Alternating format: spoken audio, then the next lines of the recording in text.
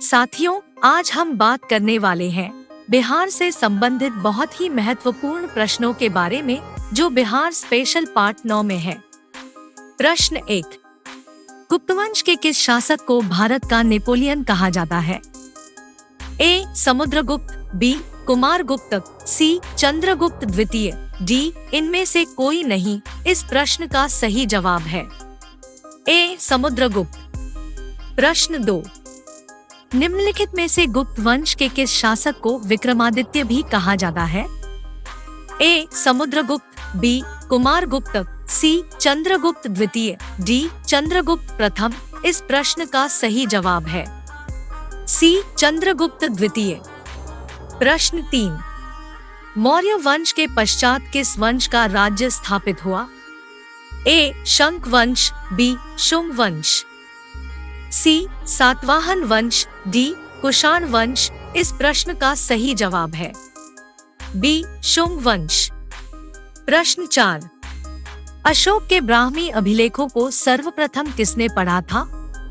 ए. V.N. Mishra, B. Prinsep, सी. H.D. सौकलिया, D. इनमें से कोई नहीं। इस प्रश्न का सही जवाब है बी. प्रिंसेप। प्रश्न 5। केवल वह स्तंभ जिसमें अशोक ने स्वयं को मगध का सम्राट बनाया है? ए. मस्की का लघु शिलालेख, बी.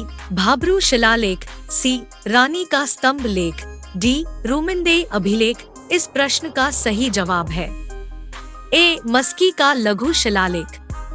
प्रश्न 6। अर्थशास्त्र के अनुसार सीता भूमि का अभिप्राय है?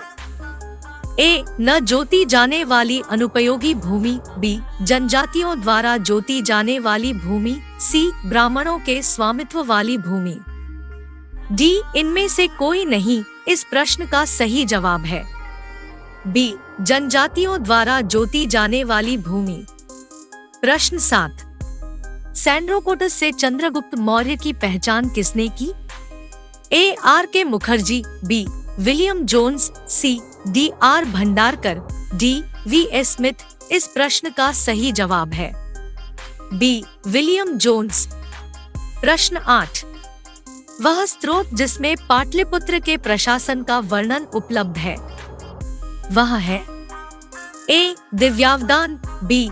अर्थशास्त्र, सी. Indica, D. अशोक के शिलालेख। इस प्रश्न का सही जवाब है सी. इंडिका। प्रश्न 9। बिहार में भांगर मिट्टी मिलती है? ए. पूर्णिया, सहरसा, दरभंगा, मुजफ्फरपुर क्षेत्र में, बी. पूर्वी चंपारण, नालंदा, ग्यासा, सासाराम क्षेत्र में, सी. गया, नालंदा, बोध गया, सासाराम क्षेत्र में, डी. गया, बोध गया, पूर्वी चंपारण, भागलपुर क्षेत्र में। इस प्रश्न का सही जवाब है ए. पूर्णिया, सहरसा, दरभंगा, मुजफ्फरपुर क्षेत्र में। प्रश्न 10। बिहार राज्य में सबसे लंबा रेल पुल किस नदी पर बना है? ए. गंगा, बी. पुनपुन, सी. फल्गु, डी. सोन। इस प्रश्न का सही जवाब है डी. सोन। 11। बिहार के कुल भौगोलिक क्षेत्र का वनाच्छादित प्रतिशत है लगभग? ए. 15%, बी. 17%, सी. 19%, डी. 23%। इस प्रश्न का सही जवाब है बी. 17%। प्रश्न 12। निम्नलिखित में से किस अखबार का प्रकाशन पटना से होता था? A. Indian Nation, B. Dawn, C. Prabhakar, D. Punjab Kesari. इस प्रश्न का सही जवाब है ए. Indian nation. प्रश्न 13। बिहार की मुख्य खाद्यान्न फसलें हैं? ए. गन्ना, चाय एवं जौ, बी. चावल, गेहूं एवं मक्का, सी. मूंगफली, कॉफी एवं जौ, डी. इनमें से कोई नहीं। इस प्रश्न का सही जवाब है बी. चावल, गेहूं एवं मक्का। प्रश्न 14। त्रिवेणी नहर में किस नदी से पानी आता है? ए. सोन, बी. मयूराक्षी, सी. गंडक, डी. कोसी। इस प्रश्न का सही जवाब है सी. गंडक। प्रश्न 15। निम्न में से कौन दो नदियां अमरकंटक से उद्गमित हैं? ए. तापी, नर्मदा, बी. चंबल, बेतवा, सी. सोन, बेतवा, डी नर्मदा, सोन इस प्रश्न का सही जवाब है। डी नर्मदा, सोन। प्रश्न 16। वर्तमान में बिहार में संपत्ति का मुख्य स्रोत क्या है?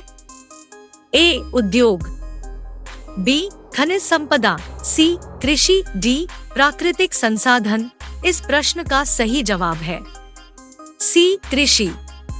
प्रश्न 17। बिहार सरकार के द्वारा कर्मचारियों के वेतन एवं पेंशन पर अपने समस्त संसाधनों का कितना प्रतिशत व्यय किया जा रहा है?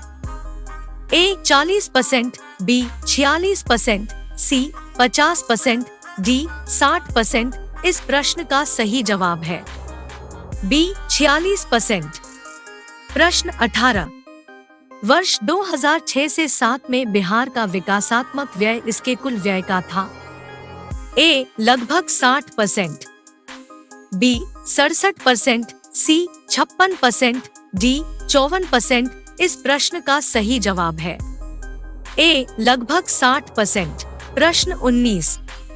बिहार में पहली बार किनके द्वारा राज्य का आर्थिक सर्वेक्षण प्रस्तुत किया गया?